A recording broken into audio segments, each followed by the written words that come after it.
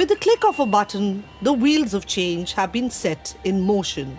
24-year-old Vidya is breaking gender stereotypes while also taking a step forward for the environment. She is amongst the first batch of women to be driving electric buses on long-haul journeys out of the city of New Delhi. The buses are part of an initiative by private company Nuego that operates one of the largest fleet of e-buses in the country. When I'm on the road, all I think about is how my passengers can reach their destination safely. India's transport sector contributes to nearly 10% of its total national greenhouse gas emissions. In order to make mobility green, ambitious targets have been announced. On my quest today, I'm curious to learn how can India decarbonize its economy while creating job opportunities for the most vulnerable and marginalized communities. How can women like Vidya be part of all that the new green economy has to offer? The main problem starts at home. They ask whether I can do this. Especially as I look frail, people have doubts whether I'm up for driving such a big bus. They say it's a man's job. But work is work, and you just have to have the determination. Women like Vidya and her colleagues will need support systems in place to ensure that the transition does not set them on a bumpy journey. We got some women coach captains on board. We trained them over and above their training, and we did rigorous trainings. It took a lot of effort. Then we said that she's ready. Now let's do the first intercity in the entire world, which is Delhi to Agra. And we got this whole concept of women passengers, women coach captain, women cabin host coming in. Mahua Acharya, in her tenure at the Ministry of Power, focused on large-scale reforms. She was able to oversee the world's biggest auction for 5,450 electric buses, simply by changing the economic model.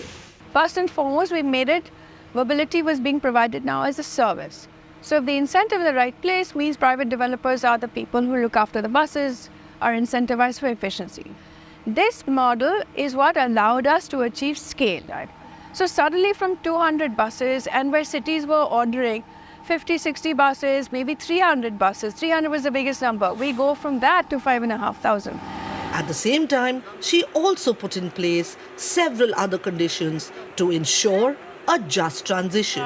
We asked that the buses be carbon neutral. We asked that the OEMs, that the equipment manufacturers go out and basically try and make sure that you count the greenhouse gas emissions. And if you were to offset with projects in India, we made special reservation or category emphatic reservations for women.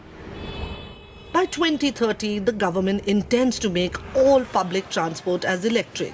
Delhi's Transport Minister Kailash Gehlot has invited me for a glimpse of what a green ride looks like. 80% of the entire fleet, which will be around 10,500, 80%, so that will be around 8,000, will be electric buses, and this will be probably one of the highest in the world. I'm curious to know what kind of infrastructure had to be created to ensure that the city is ready for green mobility. Delhi is the only city where we are electrifying all our depots.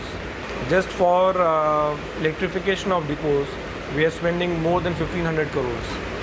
And when we talk about the public charging stations, we have around 4,500 charging points already in place.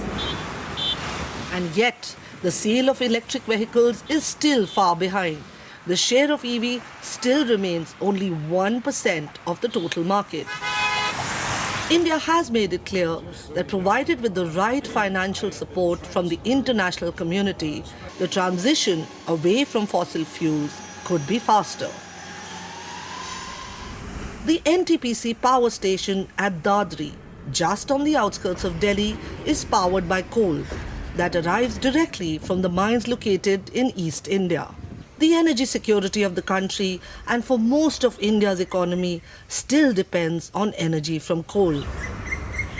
I meet Arthik Khosla, who reminds me that India's energy transition must create job opportunities for people who are directly and indirectly dependent on coal. It's quite exciting to talk about just transition as a global concept. In the end, it will come down a lot to how much upskilling and reskilling can we do for people, what kind of jobs we can offer, what kind of green economy constructs can we create in regions like these where diversified options exist for people? How can they be absorbed into agriculture which is productive? Can you create renewable energy complexes in these areas and those people can be employed? But these are all distributed ideas and they don't exist in any kind of policy and regulation, and perhaps that's where effort needs to be. India's transition to clean, renewable energy will have its share of challenges. But people like Mahua, Vidya, Kailash remind us that a new world is on its way. And a just transition must leave no one behind.